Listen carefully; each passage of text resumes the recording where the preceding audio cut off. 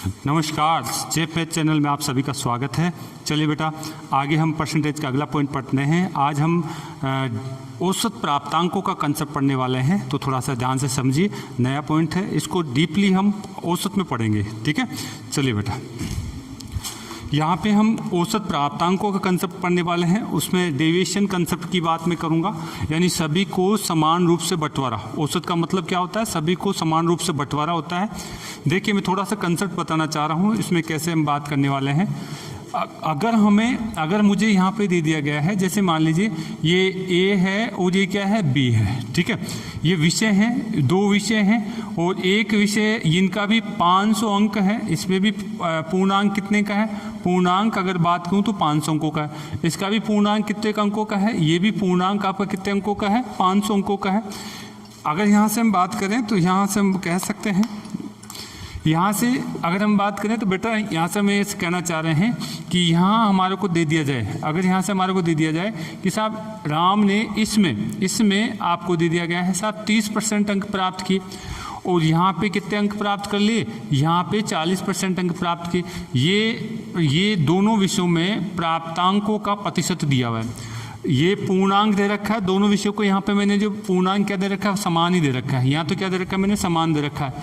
तो यहाँ तो कोई दिक्कत नहीं। आपको पूछा जाए कि राम का औसत प्राप्तांक कितना है, तो आप देखेंगे इसके पास कितना है बेटा, इसके पास कितना है, इसके पास 30 है, इसके पास कितना है 40%। इनकी बात करें तो ये तो बराबर अंक है, यहाँ तो कोई दिक्कत थोड़ी है, यहाँ दिक्कत नहीं है। तो यानी 1 और 1% अनुपात में ये हो जाएगा। अब यहाँ से बात करें, इसके पास अगर मैं इसको 30% प्लस में 10% लिख सकता हूँ कि ये अधिक है क्या? ये अधिक है और ये अधिक है और अधिक है। कितने विषयों में बांटना है? यहाँ पे हम कह सकते हैं हमारे को यहाँ पे इन दो विषयों में बांटना है इस अधिक को। भाई 30 तो इसके पास भी हो गए, 30 इसकी ये भी रख लिया। अधिक कितना है? 10% अधिक है, इसको बांट दीजिए। ये आप कहेंगे साहब औसत आपका प्राप्तांक औसत प्राप्तांक में मान लेता हूँ 30 तो है ही है, ठीक है। और अधिक कितना है? अधिक आपके पास है 10%। और इस अधिक को कितने लोगों में बांटना, कितने विषय में बांटना? 2 विषयों में बांटना है। यानी यहाँ पे हम 2 का भाग दे देंगे, हमारे पास कितना हो जाएगा? ये आपका आ जाएगा 5%। तो यानी इसका औसत कितना हो गया? 35% इसका औसत हो जाएगा। कुछ क्वेश्चन लिखे हैं, इनको हम सोल्व करने वाले हैं। डेविएशन या औसत प्राप्तांकों का कंसेप्ट सीखने के लिए हमने ये बात करी बेटा।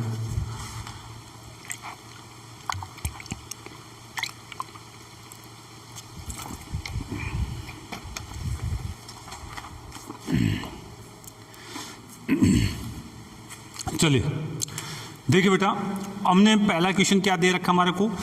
900 अधिकतम अंकों में से राम ने एक विषय में 72% अंक प्राप्त किए, तो दूसरे विषय में अधिकतम 700 अंक में से 80% अंक प्राप्त किए। तो दोनों विषयों का औसत प्राप्तांक ज्ञात करना है। दोनों विषयों का औसत प्राप्तांक ज्ञात करना है। मैं थोड़ा सा देखिए फास्ट करना चाहूँगा। राम ने विषय कौन सा है? ए विषय है एक तो, और एक कौन सा है? बी विषय। ये मान लीजिए विषय है हमारे पास, 2 विषय हैं, ठीक है बेटा। और यहाँ पे हम बात करना चाह रहे हैं इसके अधिकतम अंक, यानी जो इसके पूर्णांक कितने हैं? पूर्णांक एक के तो 900 हैं और एक में कितना है? 700 है। एक में तो 900 है और एक में कितना है? 700। इसमें जिसमें 900 है उसमें कितने % अंक प्राप्त किए हैं? उसने 72% अंक प्राप्त किए। प्राप्तांक कितना कर रखा उसका? प्राप्तांक 72%। और जिसमें 700 है उसमें कितने %? 80% उसमें प्राप्त किए। 80% इसमें प्राप्त किए हैं। आगे उसने पूछा है कि साहब दोनों विषयों का औसत प्राप्तांक ज्ञात करना है। दोनों विषयों का औसत प्राप्तांक ज्ञात करना है। तो देखिए मैं इसको जो है इस तरीके से काट लूँगा तो अनुपात हो गया ये 9 और 7 अनुपात हो गया है। आप यहाँ पर यही कहना चाह रहा हूँ मैं कि साहब इसको जो है आप ये देखिए साहब, इसको आप मान लीजिए कुछ भी औसत प्राप्तांक मान लीजिए। हमने माना औसत प्राप्तांक वो कितना है? इनमें से मान लीजिए, ये मान लीजिए आप तो 72 मान लीजिए, ठीक है। 70 मान लीजिए, 72 मान लीजिए, कुछ भी मान लीजिए। तो अगर मैं 72 मान लेता हूं तो 72 की अगर इसके साथ तुलना करता हूं, 72 के साथ तुलना करता हूं तो 72 के इसके साथ तुलना करूँ, कुछ ज़्यादा और कम है क्या? नहीं। ये अगर बात करें 0% यानी ज़्यादा और अधिक है, 0 को मैं इसके साथ अगर इसको करूँगा तो यानी हमारे पास क्या आएगा? 0 आएगा। लेकिन 72 की तुलना में इसके साथ करता हूँ तो क्या अधिक है? क्या कितना अधिक है? 8 अधिक है। 8 अधिक है कितने लोगों के बीच? यानी हम बात करेंगे 7 पॉइंटों के बीच। यानी अगर इसको मैं इससे साथ बात करता हूँ तो 56 अधिक हो गया कि ये हमारे पास 56 आपका अधिक हो गया है और ये 56 अधिक हो तो ये इन्हीं में इन सब में बटेगा 9 और 7 इनमें बांट दीजिए एक बार वापस से। इन दोनों का योग कितना आ रहा है? इन दोनों का योग हमारे पास 16 आ रहा है। 16 आ रहा है तो यहाँ पे मैं 56 को 16 के अंदर बांट दूंगा और 16 के अंदर बांटूंगा तो यानी 16 तिया कितना हो जाएगा मेरा? 16 तिया 48 हो जाएगा और ये आपका जो है 8 बट्टे में कितना होगा? 16, तो यानी 1/2 और लिख दूंगा। मैं डायरेक्ट बात कर सकता हूँ 72 प्लस में आपका 3 सही 1/2 यानी कुल मिलाकर के आपका कितना होगा? ये 75 और 1/2 75.5% इसका औसत प्रतिशत अंक होगा बेटा। ठीक है, दोनों विषयों का औसत प्रतिशत अंक कितना होगा? 75.5% हो जाएगा। अब देखते हैं क्वेश्चन नंबर दूसरा। अब हम देखते हैं क्वेश्चन नंबर दूसरा। देखिए ये चीज़ें हमारे औसत जैसे टॉपिक चलेगा वहाँ पे हम काफ़ी डीपली अभ्यास करेंगे इन चीज़ों का। औसत में हम इन चीज़ों का काफ़ी डीपली करेंगे। यहाँ देखिए दूसरा क्वेश्चन की बात करना चाह रहा हूँ। राम ने BA की परीक्षा दी, कला, सामाजिक विज्ञान, भूगोल और इतिहास के पूर्णांक क्रम से 75, 90, 120, 135 है। यदि उसे क्रम से 56%, 73% और 102 अंक, अंडरलाइन कर लेना 102 अंक, परसेंटेज नहीं दे रखा, और 78% अंक प्राप्त हुए तो उसका कुल औसत प्राप्तांक ज्ञात करें। तो उसका कुल औसत प्राप्तांक हमारे को ज्ञात करना है। तो यहाँ पे हमारा क्वेश्चन नंबर 200 देखिए, वही बात हमारे पास यहाँ पे विषय दे रखे हैं। विषय कौन कौन से हैं बेटा? हमारे को दे रखा है एक तो कला दिया हुआ है, एक कौन सा दे रखा है? सामाजिक विज्ञान दे रखा है, एक कौन सा दे रखा है? भूगोल दे रखा है, भूगोल, और एक कौन सा दे रखा है हमारे पास है? इतिहास। ये हमारे पास विषय दे रखे हैं और इनके जो है पूर्णांक कितने कितने दे रखे हैं? इनके पूर्णांक एक की बात करूं तो यहाँ पे हमारे पास 75%, 75, यहाँ पे 90, यहाँ पे 120 और इसके कितना दे दिया है? 135। इतिहास में कितना दे रखा है? 135। और इनके प्राप्तांक भी दे रखा है। इसने प्राप्त कितने कितने कर लिए, यानी प्राप्तांक वो कितना कितना कर रखा है इसने। यहाँ से बात करें तो 56% इसमें ले रहा है और 73% इसमें ले रहा है और यहाँ पे 102 अंक ले रहा है। यहाँ पे ये अंक है तो इसको डायरेक्ट परसेंटेज में लिख दे क्या? यानी 102 बटे में 120 इंटू में 100 कटेंगे तो ये हमारे पास कर रहा है, ये 85% आ जाएगा बेटा। ठीक है, तो हम यहाँ से बात कर सकते हैं कि साहब 85। अगर कोई बच्चा कह रहा है कि साहब फास्टली कैसे कर लिए, तो देख लीजिए आप इसको 0 से तो 0 से काट दिया। ये आपका जो है किससे काट सकते हैं? आप काट सकते हैं 2 से 5 बार गया, ये कितनी बार गया? 6 बार। इसको आप काटते हैं 6 से आप काटना चाहें तो 6 कम 6 बच गया कितना? 4 आ जाएगा। 6 7 42 और 17.85। ठीक है, ऐसे कर सकते थे तो मैंने डायरेक्ट लिख दिया है। तो आपका टेंशन न ले कि साहब ऐसे कैसे किया जाए, इतना सब अभ्यास आप करिए बेटा। अब यहाँ से बात करें 135 की बात करें तो यहाँ पे कितना आ रहा है? इसके नीचे हम लिखेंगे 78% की बात करेंगे। हमें इन सब का औसत प्राप्तांक चाहिए। औसत प्राप्तांक मैं कहता हूं औसत प्राप्तांक में मान लेता हूं। माना कितना मान लेता हूं? इन्हीं के बीच का कोई सा भी एक मान लीजिए आप। इन्हीं के बीच का जो अच्छा लगे वो हम मान सकते हैं। हम इन्हीं के बीच का मैंने मान लिया कि साहब मेरे पास कितना है। अगर यहाँ से मान लूँ तो 70 मान लूँ क्या? यहाँ से मैं मान लेता हूँ औसत कितना है? 70% है। ये माना है, ये वास्तव में है नहीं लेकिन मैंने इसको माना है। अच्छा, इसको थोड़ा सा अनुपात में चेंज कर लें क्या?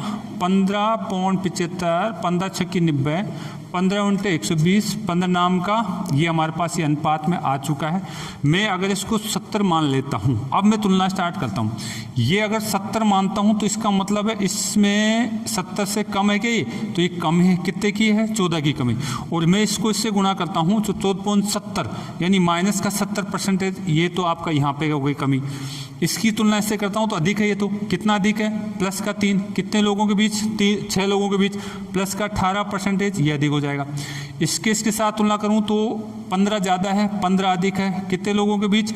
8 लोगों के बीच, मतलब 8 अंकों अनुपात के बीच। तो यहाँ से हम बात करना चाहेंगे ये कितना हो जाएगा? 15 × 120 हो जाएगा क्या? 120 ही हो जाएगा हमारे पास। अंक पहले से दे रखा था लेकिन यहाँ पे हमने देखा ये अंक निकाल के देखा। अच्छा, अगर हम यहाँ से बात करें तो यहाँ इसमें देखिए आप कितना अधिक है? 8 अधिक है। 70 से 8 अधिक है, 8 अधिक है और कितने के बीच में? 9 के बीच में। तो 9 × 72 हो जाएगा। 72% की बात करूँ तो ऐसे हम कर सकते हैं। अब यहाँ पे हमें इनको बांट देना है, इन सब का जो कैलकुलेशन आ रहा है कमी वृद्धि को, उसको बांट देना है इनके योग के अंदर। अगर मैं इनका योग करता हूँ तो हमारे पास आ रहा है 28, यानी ये हमारे पास योग कितना आ रहा है 28 आ रहा है। 5 8 11 11 और आपके पास कितना हो गया 9, आपके पास कितना हो जाएगा बेटा 9, आपके पास 19 19 और 9 28 हो जाएगा। अगर यहाँ से हम बात करें तो यानी 28 हमारे पास योग आ रहा है। ये इनको देखिए, इनको भी कैलकुलेट कर लीजिए आप। इनको कैलकुलेट करते हैं तो यहाँ से देखिए आप, ये हमारे पास 90 हो गया, 90 में से 70 गए, 90 में से 70 गए, 20 बच गए, 20 और 120 कितने हो गए 140। 140 में किसका भाग दे दीजिए 28 का। 140 में 28 का भाग देते हैं तो यानी 14 दूना ये गया और ये कितनी बार गया 5 बार, यानी कुल मिलाकर के 75% इनका औसत प्राप्तांक कहलाएगा। 75% इनका औसत प्राप्तांक कहलाएगा बेटा। इसी प्रकार से देखिए अगला तीसरा क्वेश्चन फास्टली कर लेते हैं। तीसरा क्वेश्चन जो है फास्टली हम फिर कर लेते हैं। आप इनको वीडियो को बार बार देख करके आप देख सकते हैं। बाकी औसत अगला टॉपिक हमारा आएगा, उसमें हम इनको काफ़ी डीपली करने वाले हैं क्वेश्चनों को, उसमें बहुत सारा अभ्यास करेंगे डेविएशन का। देखिए अगला मेरे पास क्वेश्चन कौन सा है, तीसरा क्वेश्चन। तीसरा क्वेश्चन देखिए क्या कहा है, तीसरा क्वेश्चन भी अच्छा क्वेश्चन है। तीसरे क्वेश्चन में बोला गया है एक स्कूल में लड़के और लड़कियों की संख्या का अनुपात, यानी जो बॉयज़ एंड गर्ल्स की संख्या का अनुपात, बॉयज़ एंड गर्ल्स की संख्या का अनुपात कितना है 5 और 7 अनुपात में कितना है 5, 7 अनुपात में 5 है। यदि 65% लड़के और 81% लड़कियां छात्रवृत्ति धारक है, यानी छात्रवृत्ति किस किस को मिल रही है, छात्रवृत्ति वो 65% तो लड़कों को और 81% लड़कियों को छात्रवृत्ति मिलती है, ठीक है। उसने पूछा है तो बताओ उन छात्रों का प्रतिशत ज्ञात करो जिनको छात्रवृत्ति नहीं मिलती है। तो जिनको छात्रवृत्ति नहीं मिलती है उनका प्रतिशत हमारे को ज्ञात करना है। हम दोनों ही बात कर लेते हैं साहब, कितने % को तो छात्रवृत्ति मिल रही है, कितने % को नहीं मिल रही है। तो वही बात, ये छात्रवृत्ति इनको तो मिलती है। अगर ये पता हो गया भाई कितने को मिल रही है तो उसको 100 में से घटा देंगे, उससे पता चल जाएगा कितने को नहीं मिल रही है। तो ये हम बात यही कहना चाह रहे थे कि इसका भी आप मान लीजिए कि साहब औसत छात्रवृत्ति धारक, आप इनमें से कोई सा भी एक अंक मान लीजिए, लगभग मान लीजिए। तो 70 मान लें क्या, हम फिर 70 मान लेते हैं, ठीक है। 70 की तुलना में ये आप देखेंगे तो ये आपका कम है, कितना कम है 5 कम है, कितना कम है 5 कम है और ये 7 में कम हो जाएगा। तो यानी कुल मिलाकर कितने कमी हो गई यहाँ पे, यानी यहाँ पे 5 7 35 की तो कमी यहाँ हो गई, ठीक है। इसकी तुलना करें 81 के साथ, 81 के साथ तुलना करते हैं तो 11 अधिक है कितने लोगों के बीच, 5 लोगों के बीच। तो टोटल हमारे पास कितना हो गया 55 आपके हो जाएगा, 55 आपका अधिक। ये तो अधिक है, ये कम है, तो यानी इनको मैं देखता हूँ तो यानी यहाँ पे आपका माइनस का 35 प्लस का आपका 55 लिखा जाएगा। और हमें कितने लोगों के बीच बांटना है इसको, कुल मिलाकर 7 और 5 कितने हो जाएंगे, ये 7 और 5 12 लोगों के बीच में बांटना है। यहाँ टोटल मेरे पास बच रहा है कितना है 20, टोटल मेरे पास कितना बच रहा है 20 बच रहा है। आप इसको कैलकुलेट करिए, काट सकते हैं कि इसको आप काट लीजिए, इसको 6 से काट लीजिए, 2 से काट लीजिए, 6 बार गया और ये कितनी बार गया 10 बार। और कटना चाहें तो 2 से आप काट जाएगा, कितनी बार गया 3 बार और ये 5 बार। और 3 का करेंगे तो देखिए हमारे पास आ जाएगा 70% प्लस में 1 से ही आपका 2/3%, कुल मिला के कितना हो गई 71, 2/7%। ये तो क्या है, जिनको छात्रवृत्ति मिलती है उनकी संख्या है, जिनको छात्रवृत्ति मिलती है उनकी संख्या है। तो छात्रवृत्ति जिनको नहीं मिलती है, छात्रवृत्ति नहीं मिलती उनकी संख्या ज्ञात करना चाह रहे हैं। तो हम क्या करेंगे 100 में से इसको घटा देंगे, 100 में से 71, 2/3% घटा दीजिए। घटाने का कंसेप्ट मैं पिछली क्लासों में बता चुका हूँ बेटा, घटाने का कंसेप्ट पिछली क्लासों में हमने अच्छी तरह से सीखा है 100 में से। तो यहाँ से हम बात करें तो कितना चला जाएगा, इसको मैं 72 मान के घटाऊंगा तो यानी इसका बच गया 28।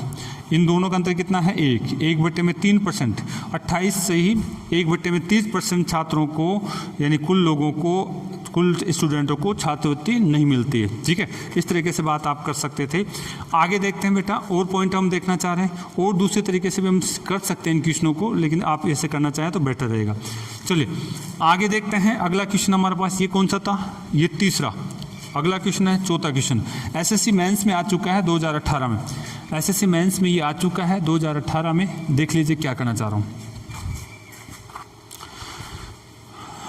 क्वेश्चन नंबर 4, मैं तो फिर भी बेटा बहुत सारे आंकड़े आपको लिख कर समझा रहा हूँ, बाकी इसको डायरेक्ट कट फिट करके हम बात कर सकते हैं। क्वेश्चन दिमाग में सोल्व होने लग जाएगा जिस दिन उस दिन आपकी स्पीड बन जाएगी, लेकिन उसके लिए ये प्रैक्टिस करना ज़रूरी है। जब तक आपको स्टेप पता नहीं कि साहब इसमें क्या क्या करना हमारे को, कौन सी चीज़ जोड़नी, कौन सी घटानी, तब तक आप बेटा डायरेक्ट दिमाग में सोल्व नहीं कर पाएंगे।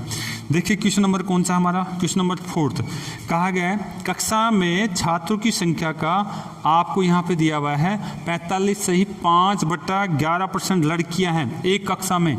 गर्ल्स यानी हम बात करना चाहें लड़के और लड़कियां कितनी हैं, टोटल कुल का 45 सही 5/11%। हम बता चुके हैं कि इसका भिन्न कितना होता है, इसका भिन्न होता है 5/11, 5/11 इसका भिन्न होता है। अर्थात ये नीचे वाली संख्या तो कुल को दिखा रही है और ये ऊपर वाला 11 का 45 से 5/11% मेरे क्या है, ये लड़कियों की संख्या को दिखा रहा है, लड़कियां। तो आप बताइए कुल 11 हैं, उनमें से 5 लड़कियां हैं, तो बच गए कितने लड़के, कितने बच गए 6। यानी हम बात करेंगे 6 आपके लड़के हो गए और 5 क्या हो गई लड़कियां। ये इनका अनुपात आ गया, गर्ल्स और बॉयज़ का अनुपात मेरे पास आ चुका है। अब आगे क्या कहा है इसने कहा है बाकी लड़के हैं, यानी अनुपात हमारे पास निकल चुका है दोनों का। यदि लड़कों की संख्या का 60% और लड़कियों की संख्या का 80% उपस्थित है, यानी यहाँ पे इसका तो कितना परसेंट 60% और इसका कितना परसेंट 80% आपका उपस्थित है। लड़कियों की संख्या का 80% और लड़कों की संख्या का आपका 60% आपका उपस्थित है। ये संख्या दे रखी है उपस्थित लोगों की, ये हमारे को परसेंटेज दे चुका है। अगर हमें उपस्थित का पता चल जाए तो फिर अनुपस्थित का भी निकाल सकते हैं, अनुपस्थित, और पूछा गया है अनुपस्थित के बारे में ही, ठीक है, अनुपस्थित भी हम निकाल सकते हैं। तो दोनों इसलिए निकाल रहा हूँ क्योंकि आपको जो है अगर ये पूछ ले तो इसका भी आंसर देना आना चाहिए, ये पूछ ले तो इसका भी आंसर आपको देना आना चाहिए। आपने कहा 60% उपस्थित है, तो इसका मतलब हम मान लेते हैं माना औसत उपस्थिति।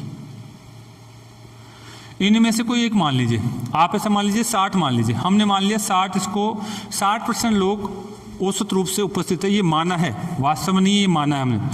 अगर 60% उपस्थित है तो इसका मतलब है इसमें तो कोई कमी वृद्धि नहीं हो रही, तो यहाँ तो कमी वृद्धि नहीं, तो 0 लिखेंगे यहाँ। तो इसमें देखते हैं तो ये 60 से ज़्यादा है क्या, ज़्यादा है। कितना ज़्यादा है 20 ज़्यादा है। कितने लोगों के बीच 5 लोगों के बीच 20 पंजे 100 अधिक है, और ये 100 किस में बटेगा, इन दोनों के योग में बटेगा, कुल छात्रों के 11 के बीच। यानी 100 बटे में कितना लिखूंगा 11, 100 बटे में 11 लिखूंगा। ये 1/11 अगर हम बात करें उस 1/11 जो भिन्न है उसकी प्रतिशत हम बनाना जानते हैं, तो 100/11 को भी हम कर सकते हैं। 100/11 का परसेंटेज कितना होता है, ये होता है 9 सही 1/11%। आप जोड़ दीजिए उपस्थित कितने हो जाएंगे 69 सही 1/11%, तो उपस्थित हो गए। अब आपको पूछा गया है अनुपस्थित, तो अनुपस्थित कैसे निकालेंगे, हमने बता चुका हूँ 100 में से घटाना। 69 अपॉन में 11% को आप घटाएंगे तो पूरा नहीं घटाते हैं, 70 मान के हम इसको घटाते हैं। 70 घटाइए कितना बच जाएगा आपके पास 30 बच जाएगा, और इसका अंतर कितना आ रहा है 10 बटे में 11%। ये आपके अनुपस्थित है, ये आपकी क्या है अनुपस्थित है। क्वेश्चन आपका एसएससी मेंस 2018 में आया हुआ है, तो आप इस तरीके से क्वेश्चन को अटेम्प्ट करेंगे बेटा। यहाँ पे मैंने अभ्यास कराने के लिए बहुत सारी बातें लिख के करा रहा हूँ, आप इनका इतना अभ्यास करिए कि ये चीज़ें आपको लिखने की जरूरत नहीं पड़े। ये लिखने की जरूरत नहीं थी, डायरेक्ट दिखना चाहिए, लेकिन मैं यहाँ पे एक बेसिक बच्चे को लेकर के ये चीज़ें दिखाने की कोशिश कर रहा हूँ, साहब ये हो क्या रहा है, ठीक है। हम डायरेक्ट बात कर सकते हैं, ठीक है, लेकिन यहाँ पर हमारा क्या है, चीज़ें आपको जब तक आप चीज़ों को नहीं कैच करोगे, अभ्यास नहीं करोगे, दिमाग में खाका नहीं बनेगा, तब तक आप डायरेक्ट क्वेश्चनों को नहीं हल कर पाएंगे बेटा, ठीक है।